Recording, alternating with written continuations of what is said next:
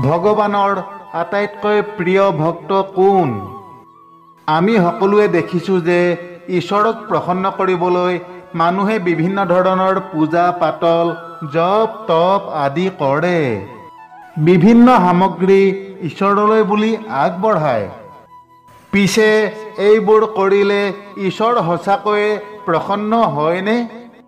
ঈশ্বৰক এই সামগ্ৰীবোৰ প্ৰয়োজন হয়নে? তেন্তে ঈশ্বৰক কেনেকৈ প্ৰসন্ন কৰিব লাগে? কি কৰিলে ঈশ্বৰ প্ৰসন্ন হয়? ভক্তসকলৰ কোনবোৰ কৰ্ম ঈশ্বৰৰ প্ৰিয়? ঈশ্বৰৰ প্ৰিয় ভক্ত কোন হয়? আহকচোন আজি এটা সুন্দৰ কাহিনীৰ জৰিয়তে জানো কি কৰ্ম কৰিলে এজন ভক্ত ভগৱানৰ প্ৰিয় হৈ পৰে।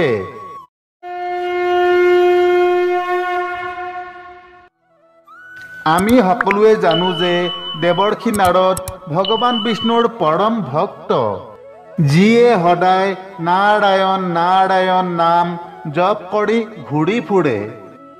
কিন্তু এবাৰ দেৱৰ্ষি নাৰদৰ মনত ভগৱান বিষ্ণুৰ প্ৰতি থকা ভক্তিক লৈ অহংকাৰ উপজিল। তেওঁ নিজকে বিষ্ণুৰ আটাইতকৈ ডাঙৰ ভক্ত বুলি গণ্য কৰিবলৈ ধৰিলে। আৰু এদিন সেই অহংকাৰত মত্ত হৈ দেৱৰ্ষি নাৰদে বৈকুণ্ঠ লোকলৈ গৈ ভগৱান বিষ্ণুক সুধিলে, হে প্ৰভু, এই সময়ত আপোনাৰ আটাইতকৈ প্ৰিয় ভক্ত কোন? অহংকাৰত মত্ত দেৱৰ্ষি নাৰদৰ কথা বুজি পাই হাঁহি মাৰি ভগৱান বিষ্ণুৱে ক'লে, হে দেৱৰ্ষি, এই সময়ত মোৰ আটাইতকৈ প্ৰিয় ভক্ত সেই গাঁৱৰ এজন সাধাৰণ খেতিয়ক। ভগৱান বিষ্ণুৰ মুখে এই কথা শুনি নাৰদ সম্পূৰ্ণৰূপে হতাশ হৈ পৰিল আৰু তেওঁ পুনৰ আন এটা প্ৰশ্ন কৰিলে, হে প্ৰভু, মই আপোনাৰ এজন পৰম ভক্ত, তেন্তে মই কিয় সকলোতকৈ প্ৰিয় নহয়? তেতিয়া ভগৱান বিষ্ণুৱে নাৰদক ক'লে, হে দেৱৰ্ষি, তুমি নিজেই ইয়াৰ উত্তৰ দিবা। যোৱা সেই খেতিয়কৰ ঘৰত এদিন থাকা আৰু তাৰ পাছত আহি মোক সকলো কথা ক'বা। ভগৱান বিষ্ণুৰ কথা শুনি দেৱৰ্ষি তাৰ পৰা গুচি গ'ল। পাছদিনা ৰাতিপুৱাই দেৱৰ্ষি নাৰদ গৈ কৃষকৰ ঘৰ পালেগৈ। তালৈ গৈ তেওঁ দেখিলে যে কৃষকজনে এইমাত্ৰ সাৰ পাই উঠিছে আৰু শুই উঠি আহি তেওঁ প্ৰথমে নিজৰ জীৱ জন্তুবোৰক খাদ্য দিলে। তাৰ পাছত মুখ হাত ধুই প্ৰাতকৰ্ম কৰিলে। তাৰ পাছত খৰধৰকৈ ভগৱানৰ নাম লৈ উঠি অলপমান পিঠা জলপান খালে আৰু তাৰ পাছত খৰধৰকৈ পথাৰলৈ গুচি গ'ল।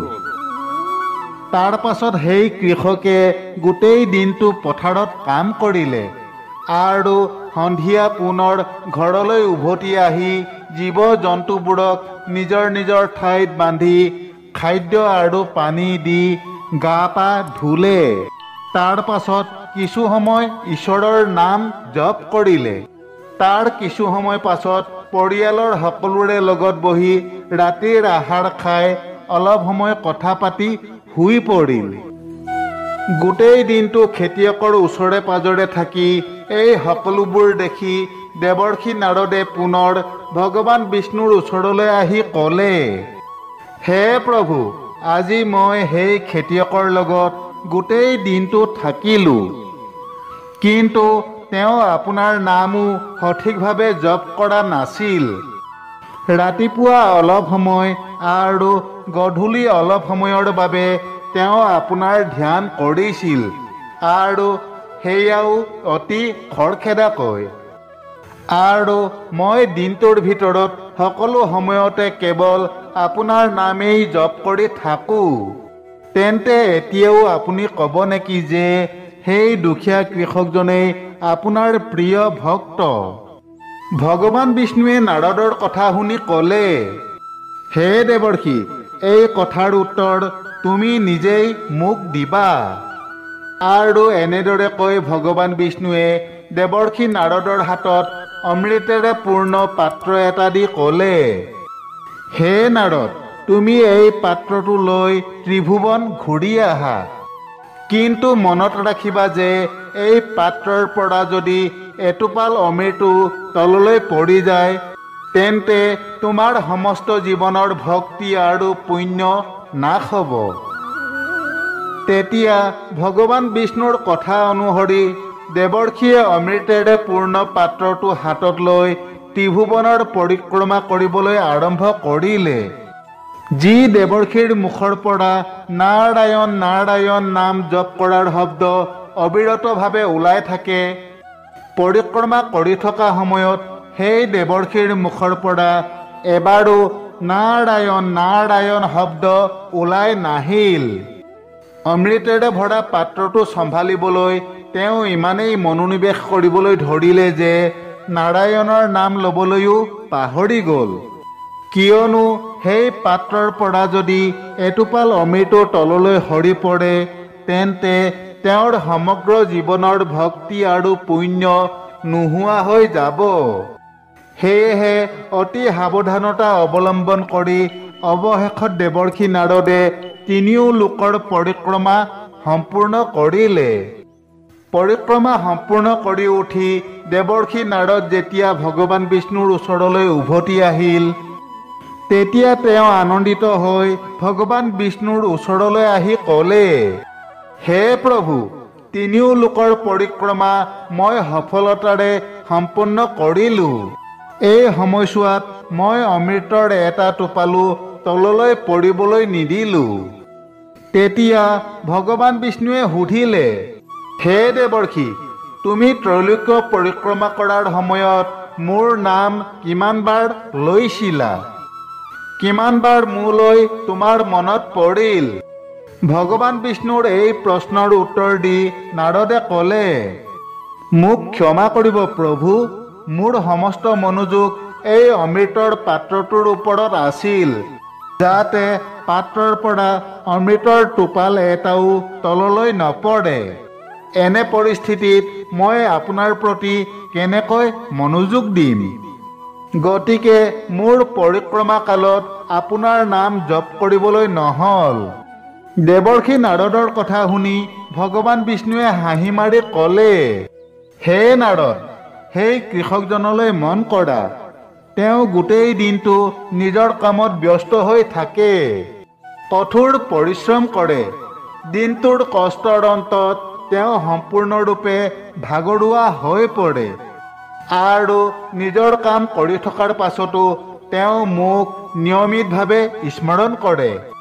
যিজনে নিজৰ কাম কৰি থাকোঁতে দিনটোত মাত্ৰ এবাৰলৈ হ'লেও পূৰ্ণ শ্ৰদ্ধা আৰু ভক্তিৰে মোৰ জপ কৰে, তেওঁ মোৰ প্ৰিয় ভক্ত হৈ পৰে।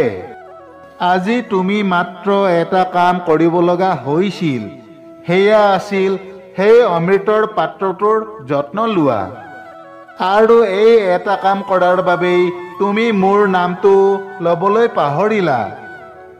কিন্তু সেই কৃষকজনে দিনটোৰ ভিতৰতে বহুতো কঠিন কাম কৰে, তাৰ পাছতো তেওঁ মোৰ জপ কৰাৰ পৰা বিৰত নহয়। যেতিয়া তুমি কোনো কাম নোহোৱাকৈ ইফালে সিফালে ঘূৰি ফুৰা, তুমি তেতিয়াহে মোৰ জপ কৰা। আৰু যেতিয়া তুমি এটা কৰ্ম কৰিব লগা হ'ল, তেতিয়া তোমাৰ মোৰ বাবে সময় নাছিল। এতিয়া তুমি নিশ্চয় ভালদৰে বুজি পাইছা যে এই সময়ত মোৰ আটাইতকৈ প্ৰিয় ভক্ত কোন। ভগৱান বিষ্ণুৰ মুখে ইমানবোৰ কথা শুনাৰ পাছত দেৱৰ্ষি নাৰদে সকলো বুজি পালে। তেতিয়া নাৰদে ভগৱান বিষ্ণুৰ চৰণত ধৰি ক'লে, হে প্ৰভু, মই নিজকে আপোনাৰ সৰ্বশ্ৰেষ্ঠ আৰু প্ৰিয় ভক্ত বুলি গণ্য কৰিছিলোঁ, আৰু এইবাবেই মোৰ মাজত অহংকাৰ উদ্ভৱ হৈছিল। আজি আপুনি মোৰ সেই অহংকাৰ নাশ কৰিলে। মোক ক্ষমা কৰক প্ৰভু। সেই কৃষকৰ তুলনাত মই অতি তুচ্ছ, আৰু আপোনাৰ সেই ভক্তজন ধন্য। এই কাহিনীৰ পৰা আমি এইটোৱেই বুজি পাওঁ যে যদি আমি আমাৰ কাম কৰি থকাৰ পাছতো দিনটোত এবাৰলৈ হ'লেও ঈশ্বৰৰ নাম জপ কৰোঁ তেন্তে তাতেই ঈশ্বৰ প্ৰসন্ন হয়। ঈশ্বৰক প্ৰসন্ন কৰিবলৈ আনক দেখুৱাই ধৰ্ম কৰ্ম কৰাৰ প্ৰয়োজন নাই, কোনো সামগ্ৰীৰ প্ৰয়োজন নাই। জপ কৰাৰ সময়ত কেৱল ঈশ্বৰৰ প্ৰতি শ্ৰদ্ধা ভক্তি আৰু সমৰ্পণ ভাৱ থাকিব লাগে।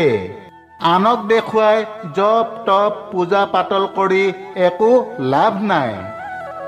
বান্ধৱসকল, আশা কৰোঁ যে আমাৰ আজিৰ কাহিনীভাগ আপোনালোকৰ নিশ্চয় ভাল লাগিল।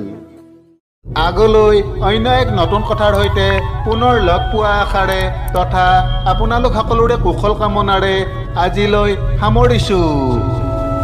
জয় শ্ৰীকৃষ্ণ।